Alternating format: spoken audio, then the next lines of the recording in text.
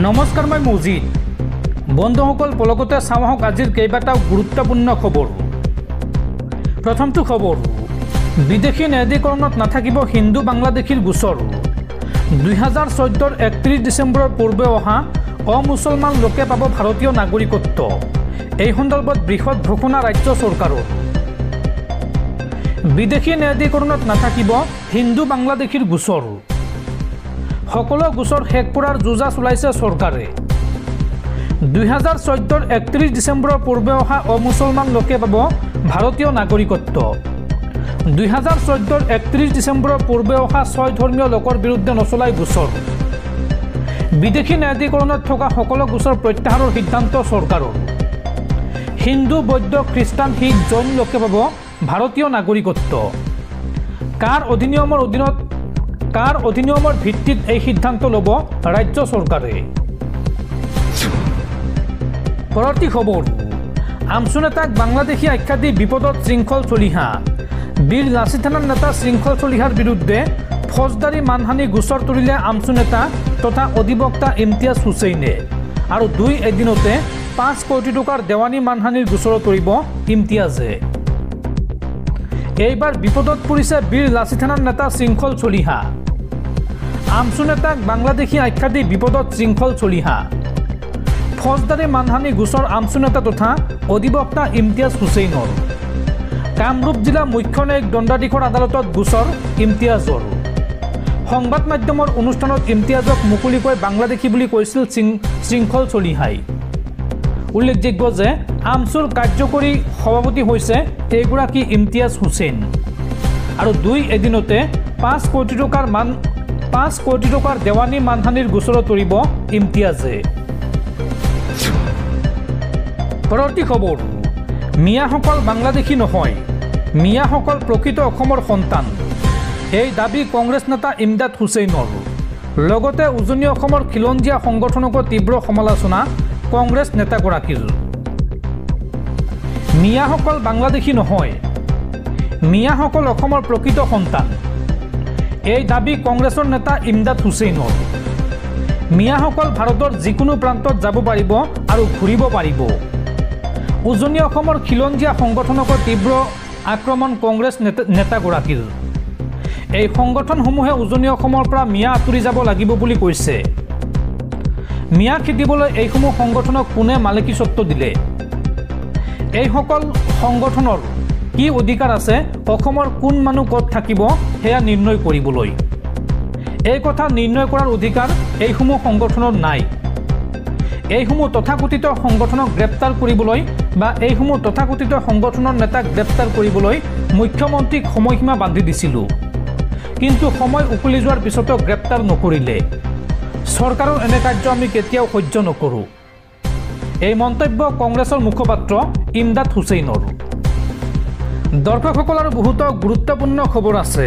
তাৰ আগতে আপোনাক জনাওঁ যে যদি আপুনি এতিয়ালৈকে এইটো ভিডিঅ'ত লাইক কৰা নাই তেন্তে এতিয়াই ভিডিঅ'টোত লাইক কৰি দিয়ক। আৰু এনেকুৱা ধৰণৰ ভিডিঅ'সমূহ নিতৌ চাবলৈ চেনেলটো ছাবস্ক্ৰাইব কৰি কাষত থকা বেল আইকনটো প্ৰেছ কৰি ৰাখক। পৰৱৰ্তী খবৰ, পুনৰ ভাৰতৰ ওপৰত অতিৰিক্ত শুল্ক আৰোপ আমেৰিকাৰ।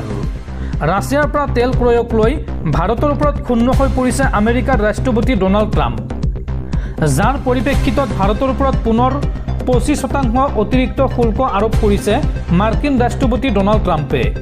অৰ্থাৎ এতিয়া মুঠ 50% শুল্ক আৰোপ কৰিছে আমেৰিকাই ভাৰতৰ ওপৰত। পৰৱৰ্তী খবৰ, ৰাজ্যত পুনৰ সভ্য সমাজক লজ্জানত কৰা ঘটনা। এইবাৰ বগৰীদিয়াৰ চলেৰে নাবালিকাক ধৰ্ষণ কৰিলে এইগৰাকী 50 ঊৰ্ধৰ বুদ্ধেশ্বৰ শইকীয়াই। শিমলুগুৰিত সংঘটিত হৈছে এই লজ্জাজনক ঘটনা। আৰু অপকৰ্ম কৰি আৰক্ষীৰ জালত পৰিছে এইগৰাকী 50 ঊৰ্ধৰ বুদ্ধেশ্বৰ শইকীয়া। বগৰীদিয়াৰ চলৰে নাবালিকাৰ সৈতে অপকৰ্ম বুদ্ধেশ্বৰ শইকীয়াৰ। সভ্য সমাজক লজ্জানত কৰি 50 ঊৰ্ধৰ বুদ্ধেশ্বৰ শইকীয়াৰ জঘন্য কাণ্ড। শিমলুগুৰিৰ ৰহেদৈগুৰিৰ আদাবাৰী গাঁৱত লজ্জাজনক ঘটনা। বিদ্যালয়লৈ আহি থকা অৱস্থাত নাবালিকাক যৌন নিৰ্যাতন। অপকৰ্ম কৰা বুদ্ধেশ্বৰ শইকীয়াক আটক কৰে আৰক্ষীয়ে। বগৰীদিয়াৰ চলেৰে নাবালিকাক ঘৰলৈ মাতি নিৰ্যাতন চলাইছিল এইগৰাকী বুদ্ধেশ্বৰে। পৰৱৰ্তী খবৰ ৰাজ্যত মিয়া খেদা অভিযানৰ মাজতে মুখ্যমন্ত্ৰী হিমন্ত বিশ্ব শৰ্মাৰ বিস্ফোৰক মন্তব্য এইবাৰ মিয়াৰ বিৰুদ্ধে আন্দোলন বিচাৰিলে মুখ্যমন্ত্ৰীয়ে এই সন্দৰ্ভত কয় যে যিমান পাৰে সিমান আন্দোলন কৰক অসমীয়া জাতিয়ে মিয়া খেদা অভিযানৰ মাজতে মুখ্যমন্ত্ৰীৰ বিস্ফোৰণ এইবাৰ মিয়াৰ বিৰুদ্ধে আন্দোলন বিচাৰিলে মুখ্যমন্ত্ৰীয়ে যিমান পাৰে সিমান আন্দোলন কৰক অসমীয়া জাতিয়ে কোনোবাই যদি অসমীয়াৰ বৰঘৰত সোমায় তেন্তে তেতিয়া ৰাইজে মাত মাতিবই জাতিক উদ্ধাৰ কৰিবলৈ মাত মাতিবই লাগিব আইন হাতত তুলি নোলোৱাকৈ সকলোৱে মাত মাতিব লাগে বাংলাদেশী মিয়াই প্ৰথমে ভাড়া ঘৰত আশ্ৰয় লয় আৰু তাৰ পিছত লাহেকৈ গৰু নিধন কৰে আৰু মছজিদ বনায় অসমীয়া জাতিক নিষেধ কৰিব বিচাৰিলে পৰিস্থিতি বেয়া হ'বই ৰাজ্যত মিয়া খেদা অভিযানৰ মাজতে মুখ্যমন্ত্ৰী হিমন্ত বিশ্ব শৰ্মাৰ এই বিস্ফোৰক মন্তব্য পৰৱৰ্তী খবৰ সংসদত একেদিনাই গৃহীত হ'ল সৰ্বানন্দ সোণোৱালৰ কেন্দ্ৰীয় বন্দৰ জাহাজ পৰিবহণ আৰু জলপথ মন্ত্ৰালয়ৰ দুখন বিধেয়ক লোকসভাত গৃহীত হ'ল মাৰ্চেণ্ট শ্বিপিং বিল 2025 আৰু ৰাজ্যসভাত গৃহীত হ'ল সাগৰীয় পথেৰে সামগ্ৰীৰ পৰিবহণ বিধেয়ক 2025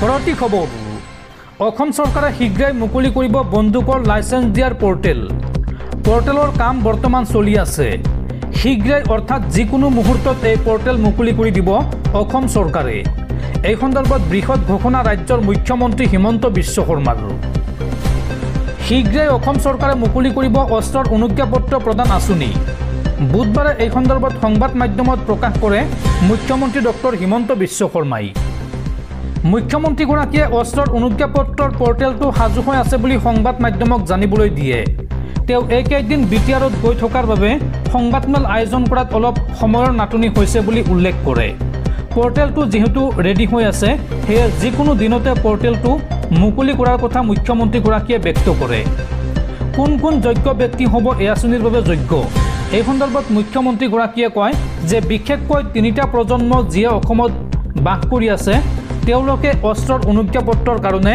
আবেদন কৰিব পাৰিব এই কথা উল্লেখ কৰে মুখ্যমন্ত্ৰীয়ে উল্লেখযোগ্য যে অস্ত্ৰৰ অনুজ্ঞাপত্ৰৰ বাবে সেইসকল লোকে আবেদন কৰিব পাৰিব যিসকল অসমৰ মূল বাসিন্দা বা খিলঞ্জীয়া ভাৰতীয় নাগৰিক আনকি তেওঁলোকে বাস কৰা অঞ্চলত জীৱনৰ সুৰক্ষাৰ প্ৰতি ভাবুকি অনুভৱ কৰিব লাগিব জিলা প্ৰশাসন বা স্বীকৃত সুৰক্ষা সংস্থাৰ মূল্যায়নৰ আধাৰত স্পৰ্শকাতৰ অঞ্চলত তেওঁলোকে বাস কৰা হ'ব লাগিব বুলিও মন্তব্য কৰে ৰাজ্যৰ মুখ্যমন্ত্ৰী হিমন্ত বিশ্ব শৰ্মাই